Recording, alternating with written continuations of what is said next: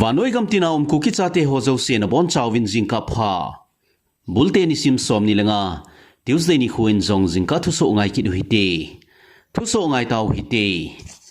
Manipur Governor Ajay Kumar Balain Galmanchah surrender bol na dinga gi na bol nungin muntina Galmanchah an pilut jingovin Imphal East District Andro Police Station a SLR khato magazine khat an pilut vin chule Sagolmang Police Station a SLR khato magazine khat Carbine li to magazine li magazine khat to me changchang somni le khat an pilut vin chule hengang police station a 9mm pistol khat to magazine khat tube launching li me changchang som ammunition box khat bulletproof jacket khat stun shell khat smoke grenade khat helmet khat wireless set khat chule metal chang akhikap do sa phabe man pilut vi chule song pilam ka CCP police station in Galmanchah surrender an bolvin SLR khat to magazine khat 303 rifle thum to magazine thum an pilut vi sukile Imphal West District Singjamei police station in Galmanchah surrender an bolvin SMG carbine khat to magazine khat double barrel khat sim2 rifle khat to magazine khat .32 pistol khat number 36 hand grenade thum carbine magazine khat LMG magazine khat Insas rifle khat AKM changchang thum stun grenade li tear smoke grenade li tear smoke shell nga to patka helmet khat an pilut vi security force on search operation le area domination abol na wachon Thobal district nungpuk sengmai police station sunga konin Galmanchah SLR khat to magazine khat SLR magazine li AKM changchang zalenga 7.62mm mei changchang zale somli leni 5.56mm mei changchang thum to 303 mei changchang thum anmanda uvi chukile security force on Kangui district Separmena police station hupsung gamgi phai vela akonin pumpi khanan manda uvi Imphal East district Moirang kampu khumuna meilei chapang khat thatte ni la a meilei thingnoi mi UNLF kedar khat TH thongamba meitei kitipa Manipur police on wanted a upon do paucho Manipur police on jan hi chun an mando taw vi Manipur police on jan hi February ni sim som ni leli ni khuchun meilei thingnoi mi meitei terrorist KYKL MDF wa active cadre mi ni cho muncho makunin an mando vi chuchi meitei terrorist ni akon chun 9mm pistol khat to magazine khat chule 9mm mei changchanga an mando vi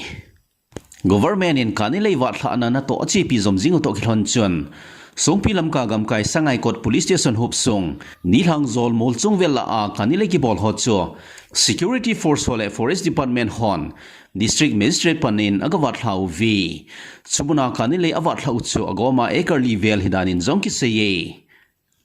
Manipur scheduled tribe list akonin any kuki tribe akika athatai tia Government of India Ministry of Home Affairs lekha sodana Kibol social media la ho ki suthang cho sim2 bol thoi bo vitin ki seye Ministry of Home Affairs MHA lekha dana Kibol chuchi lekha phone number ki pi hole min hole designation ki sun ho jong cho Ministry of Home Affairs MHA ho to ki tu umlo hidanin jong ki seye meilei ho ama hole ama ho social media la ho akilep lungmong nong vin Ministry of Home Affairs MHN chuchi lekha chu sim2 bol thui bo vetin hin phong do vin chule ni kuki tribe scheduled tribe list akona ka thla hi neding to gon poitin zong MHA hon hin phong do vi Manipur state sunga president's rule nungin thinglang le phaicham sunga thangphong ta achat lo ngam koi maum ta pon sutokil hon chun UNLF pambe fiksona meilei thingnoi mi hon zong designated kem ho a ki khol khom ding akutaw vin achi sa February ni sim som ni likhat ni khod chun thupon an bolovin UNLF pambe fiksona keder ho zo sin a kem teniu brigade 1 le brigade 2 headquarter muncho February ni sim som ni lenga tu ni khochana ajo lut che na ding win thu an petaw vi chuchi thupi chun seina president's rule to khilhonin UNLF keder awa thang ho cho Galmanchah ho puma security force on ahin matte di wahita azi chun designated kem ho a hunglu chi tawin tin an het sa uvi chule chuchi lekha chun seina tu anum naw mun ho cho ngale tol zia pha chom khala ding bowa hiwin UNLF pambe fiction ho adinga designated kem ai poitin an het sa uvi UNLF pambe fiction ho hin tule tu hin designated kem ni an hiwin kakching khuno to Thobal district hupsung ingoro ka hi UNLF keder ho zo sin thon lo hila UNLF Pame Fiction designated campaign azot chi neding ovin UNLF General Secretary Standing Committee in hetsa thupun an bole Meilei ho Jing si azong hitalovin kuki SOO keder honjong designated cam ho azunovin alam kai ho Jing in zong designated cam la ho pansao hitadan in zong ki seye Zanima sala NIA Public Prosecutor PPN NIA Special Court Imphal Muna Seizure memo le audio le video recording ho an peluna meilhe ho sung koutuk le kadang man ko sung ho a drone mangcha bom khi khum chu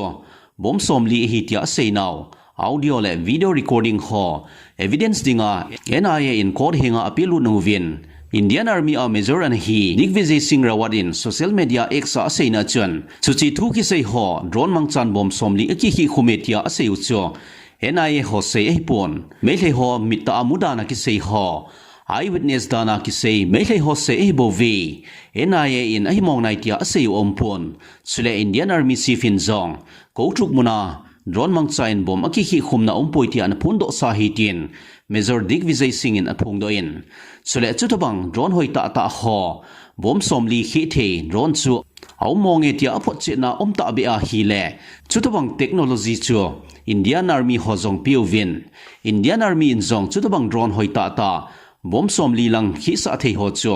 a so ding hi tin ama pan an phung do e meile ho zolenal thu sei jing hon kabit ta kamu hi tia eyewitness dana akisei hiwin ora chuchi case chu phata ong chi tha Defense Council hon phata chuchi eyewitness ka hi ti ho chu aninga ka athu ho hin do over cross examination phata hin bolting ole chuchi meilei eyewitness ka hi ti ho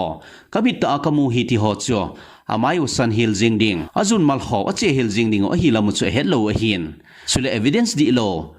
sim thu ho po apodo over court masanga zo thu sei o hi to khilona chutubang zo thu sei ho chu court in achungwa court na pe thei o hi